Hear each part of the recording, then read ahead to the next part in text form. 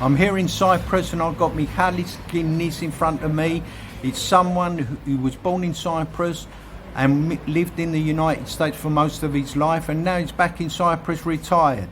Tell us about your life. Okay, hi, my name is Michael Kinnis. I was born in Yermasoia, which is a little village next to Limassol at the time. And the main thing that we had at the time, it was the revolution against the British rule, EOKA. And we grew up as British subjects, which we did not like anyways. We went to school, the good students can pass the test to go to gymnasio, which we did. And we were, you can say, the first people that were free after the revolution finished. So 1962, we went to gymnasio, Lanitio Gymnasio in Limassol, and we would try to enjoy the freedom. What to do, go to college, go to this and go there. And by choice, my family, from my mother's side, she had 5 brothers in America. All left Cyprus before. The first one was a professor of French literature at NYU in New York City. So when I told my parents I want to go to America, my mother says, no, please don't go, because my brothers went there and they got involved in restaurants and then they came back. And I said, Mom, look, those were different days. I want to do something different myself, okay? So 1967, right before I graduated from Gymnasio, my uncle came with the first international meeting of the Homogeneia. Makarios was the pioneer into this, so he invited the Homogeneia to come and visit Cyprus free and everything. And I met my uncle, who says, if you want to come to America, you come and we help you, okay? So after that, I finished high school and I went to the army for the duration. It meant to be 2 years, but if you have a registration to go to university, they allow you to go out earlier. Long story short, papers did not go through because my uncle did not realize that I was a good student and I could start college right after the army. I was waiting for the papers did not come, then the papers came and they need financial statements and everything. So my father said, look, why don't you go to Thessaloniki, start college anyways, and then when the papers settle, you transfer all your credits and all whatever you have to go to America. Not the American dream though, my America. What I wanted to do is go to college and do something else, okay? I went there, and I shouldn't say that, but Homogeneia was more the old timers, the 40s and the 50s, and the restaurants and the hard life and all this that I did not want to pursue. So when I got there, I told my uncle, look, I'm here, I'm going to transfer my credits. I studied biology. And biology was such a big field for us because we thought marine biology, we thought Corafia, we thought Cyprus, tourism, different things, not just restaurants and make money, okay?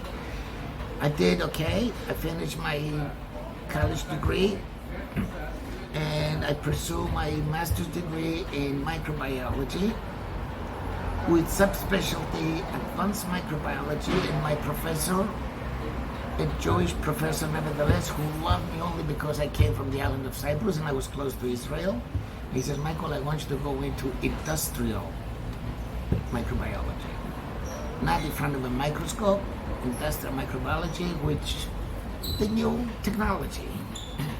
And for that, he helped me to get a job right after I got my master's in the local hospital to start with Dr. Rigolosi, such a great man, my mentor, who says, Michael, we start a new thing in America called hemodialysis. Because I know you're Greek, you probably speak 4 languages coming from Europe. And I loved it so much, I stayed there for 35 years. That was my career. My only career was hemodialysis from day one. He introduced me to the unit. He told everybody, I'm proud to announce that we have somebody original Greek from Cyprus that speaks the dialect of Cyprus, more than just the US Kinnis. And all said and done, I convinced my parents to come and make me a citizen of the United States. Unheard of before. I convinced them to come for one day. I said, Mom, I know you don't feel great about America. I took your brothers away, but this is my America, my way. I said, you come, we do the family invitation. When all the papers are all set, you come, you stay with me, and the next day we apply as a family invitation to become American citizens. The application went through, and when I got my green card, I told my mom, I said, you're free to go anywhere you want to go. I take you. Niagara Falls, Disneyland, San Francisco. I take you to Cape Kennedy to see the first space shuttle. So you can do anything because America is not where your brothers stay. Restaurants working hard. Then my father asked me to do the thing that nobody did before. He says, I want you not to have roots in America. And I said, why? He says, the people that have roots don't move. I want you to be flexible the way you left Cyprus. I want you to come back and appreciate what we did for you.